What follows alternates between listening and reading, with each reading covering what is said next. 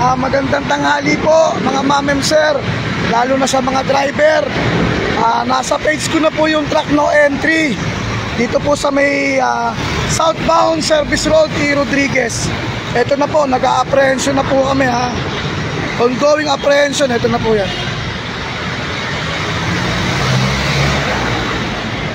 Ongoing apprehension na po yan. Ini-issue ano namin ng ticket kasi meron tayong tatlong signboard doon. Truck no entry at disobedience of traffic sign. Yan na po ha. Ongoing apprehension na po yan.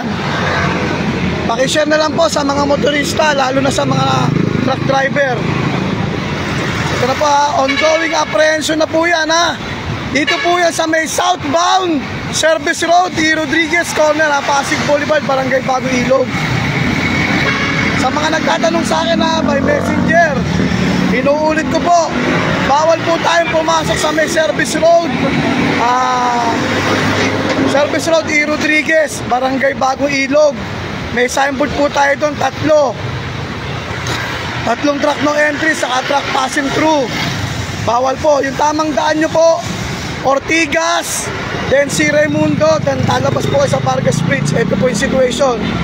Ongoing apprehension po hindi po operation ha. Ongoing apprehension. Bakit po? May signboard nga po tayo ron. Ini-issue na po ng ticket yan. Sa mga motorista, lalo na po yung mga trucking, sa nagme-message sa akin, bawal po tayong dumaan doon. Kasi po, meron tayong signboard nga po. Pakishare na lang po ito, pakishare, para maging awareness ko sa mga truck na dadaan sa service road. Tatlo po yung signboard doon, visible signboard po. Tatlo po yung signboard doon. Yung tamang daan ho natin, Ortigas, si Raimundo. Ito po, pinagitikitan na po ito ha.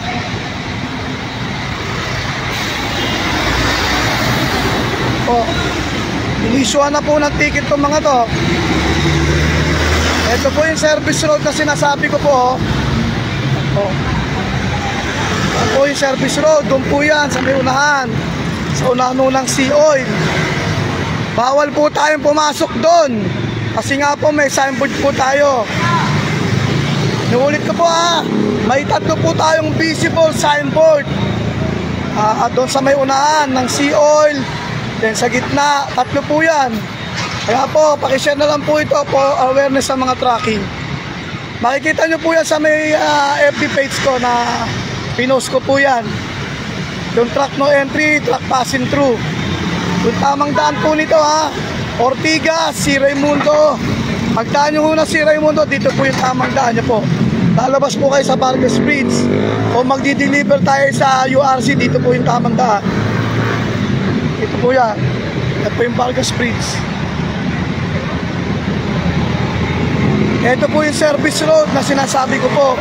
Isa may Sea Oil, C5 E. Rodriguez. Bawal po ang truck dyan bawal po ang truck. Ano po ibig sabihin ng kulay pulang ilaw? Ano po yung ginawa po ninyo? Ano po ibig sabihin ng kulay pulang ilaw? Stop po, di ba? Ano po yung ginawa po natin? Ang violation nyo po, beating the red light. Pakitabi lang. Isuyo lang unang license natin. Na-tempo ko naman, naka-live ako. Tama, ngayon pa lang sila gumogo. Pasuyo lang po ng lisensya. Kaya na-tempo siya. Yung violation naman nito, beating the red light. Saka ORCR po. Hal! Excuse me po, sir. Pag kulay pula po, nung nag-seminar tayo sa LTO po, ano po pagkakaintindi po natin? Pag kulay pula ang ilaw ng traffic light po? Mag-stop po. Ano po yung ginawa po natin? Magkakos po tayo ng collision nearing cause of accident. Kaya i-issuean po kayo ng ticket po ticket po. Yan lang naman sir Issue ticket, disobedience of traffic sign lang. Huwag mo bibitin the red light reckless yun Opo, pasensya na po kayo, issue lang po kayo ng ticket. Nakita nyo po, na-tempo po kayo, nakalive pa ako. Dinidisiplina po kayo ng isang enforcer kasi po responsibilidad natin sumunod sa batas trapiko po. Isabihin nyo sa traffic sign lang. Hindi po sapat na dahilan na kung tayo taga rito o taga Pasig. Wala po exemption po dyan. Lalo na beating the red light po yan. Kaya po inisyuhan ng ticket po yan ha. Nakita rin po ng kasamahan ko yung violation na ginawa niya. Yan. Issue ticket po yan, issue ticket. Nung nag-seminar tayo sa LTO, pagkakulay po lang ilaw, ibig sabihin nung huminto po tayo. Huwag po natin i-disregard. Magkukos tayo ng aksidente po niyan eh. At pumapasok sa reckless driving niya. Mabalik po tayo sa may track no entry po ha. Inuulit ko po ha, yung service road Bagong Ilog, E. Rodriguez. Bawal po yung truck na pumasok dyan ha. Bawal po. Ito po yung service road. Yan, ini-issuean po siya ng ticket. Nakita rin po ng kasamahan ko yung violation na ginawa niya. Kaya siya na po ang tumikit.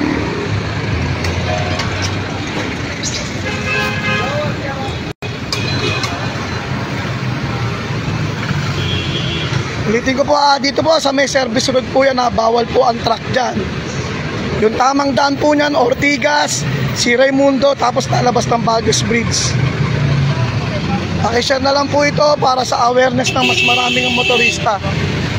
Pakishare na lang po para mas awareness ng mas maraming motorista, lalo na po yung mga truck driver. Sa mga nagme-message sa akin inuulit ko po, bawal po ang truck sa southbound service road, E. Rodriguez, Barangay Bagong Ilog. Kung magdi-deliver po kayo sa may URC o sa malapit dito, yung tamang daan po natin, Ortigas, si Raimundo, going to Vargas Bridge. Yun po yung tamang daan po natin Ortigas, si Raimundo, then Vargas Bridge. Inuulit ko po yung tamang daan ng mga truck, Ortigas, si Raimundo, then Vargas Bridge.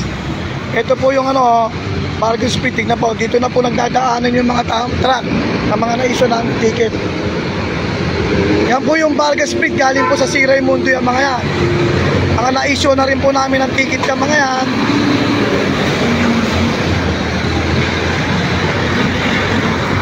I-share na lang po ito para mas awareness sa motorista. Lalo na po nung ginawa nung isang rider. Alam niya palang kulay pula, kaya tinanong ko kung ano ibig sabihin ng kulay pula, stop. Ang ginawa niya, gumo. Very good. Tama. Very good. Tama. May tama ka. Ulitin ko po respeto po natin, responsibilidad natin sumunod sa batas trapiko. Lalo na sa traffic light na gumagana po yan. Tulad niya, beating the red light na naman. Issue ticket na yan, tol. Cut. Awareness po ito Pakishare na lang po Nagpapakat na yung pogi kong kasama. Ito. Pwedeng. Nagpapakat na yung pogi kong kasama. Ito po yung service road. Bawal po yung truck dyan. Yan po bawal po yung truck dyan Bawal po. Truck passing through. Yan po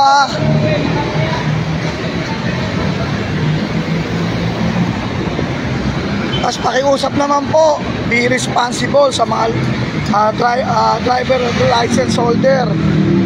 Sumunod po tayo sa traffic rules para iwas po aksidente. Maging disiplinado po tayo, mga manager. Ito po yung service road Ito po yung sinasabi po namin. Bawal po yung truck po dyan Bawal po. May signboard po dyan. Parahin nyo na. Tulad po yan, truck po yan, galing po sa service road. Matik po yan, uhulihin po yan. I-apprehension po ng magalang at maayos yan. Pakitabi lang po rito. Dito sir, dito po makatabi. Ito wala. I-apprehension po yan. I-issuean po ng ticket dyan. Ang magiging ticket niyan, disobedience of traffic sign, kasi nga po may signboard doon. Maulit ko po sa mga truck driver, pakishare na lang po ito para maging awareness sa mga truck driver. At kung kayo magdi-deliver sa URC, yung tamang daan natin ay Ortigas, si Raimundo, then Vargas Bridge. Yun po, yung tamang daan po natin.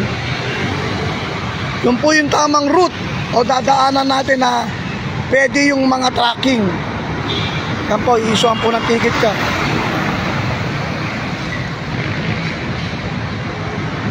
Tama po kayo. Hinuhuli po pero hindi po ikukulong. I-issuean po ng ticket dyan, yung OBR ticket na sinasabi, then ibabalik yung lisensya niya. Ang LGU's enforcer po ng Pasig ay bawal po kami kumuha ng license o lisensya.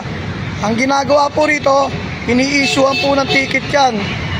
Ticket, OBR ticket, then ibabalik yung lisensya, then tutubos sa opisina po namin. Ganun lang po yun. Ulitin ko po tutubusin po ito sa opisina ng TPMO, Barangay Santo Tomas, Pari Station, pag natikitan kayo ng TPMO ng Pasig. Ulitin ko po hindi po yung kinukuha, hindi po kami allowed kumuha ng license Ini-issue lang po ng ticket, tulad po nito, papakita ko po sa inyo. Ito, beating the red light yan ini-issue na rin ng ticket.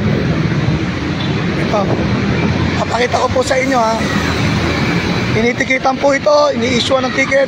Pinapaliwanag muna po kung ano yung violation, then kung saan sa dadaan. Yun po.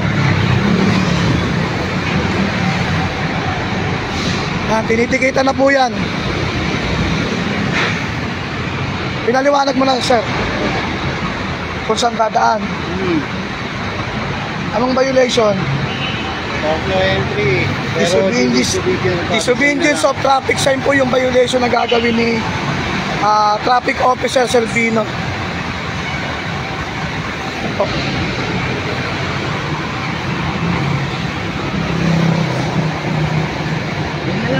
Sir, bawal tayong bumaba. Diyan lang po. For safety reason po yun. Opo, yung tamang daan nyo po, Ortigas, si Raimundo, tapos dito po, Vargas Bridge. Kung magdi-deliver ka sa URC, doon po yung tamang daan po ninyo. Opo, opo. Yung lisensya nyo po, hindi po yan kukunin. I-issuean lang po kayo ng OBR ticket, then tutubos po kayo sa opisina po namin. Opo, titikitan lang po kayo. Disobedience of traffic sign lang. Opo, paliwanag din po natin. Double check para sa paliwanag.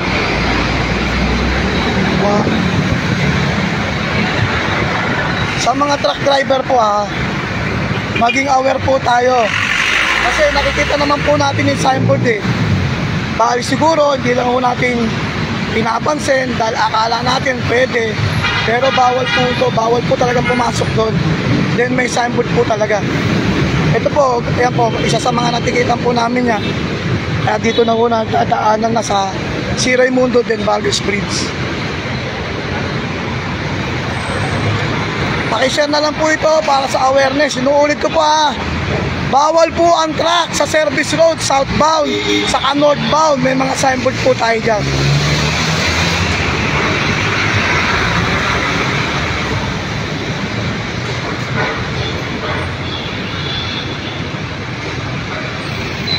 Ginagawa lang po namin yung trabaho namin para madisiplina o mapasunod yung mga motorista at driver holder license.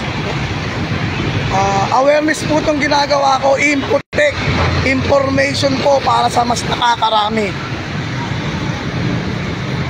Yung violation po nun ay violation ng truck no entry, truck passing through. Pero disobedience of traffic sign po yung pinaka-violation kasi nga may signboard tayo. Lagi ko pong paalala. Thank you for watching. Follow my page para update kayo rito sa lungsod ng Pasig, kung saan may traffic, kung anong aksidente at makaiwas po tayo. Magandang umaga o tanghali sa inyo mga ma'am sir. God bless to all.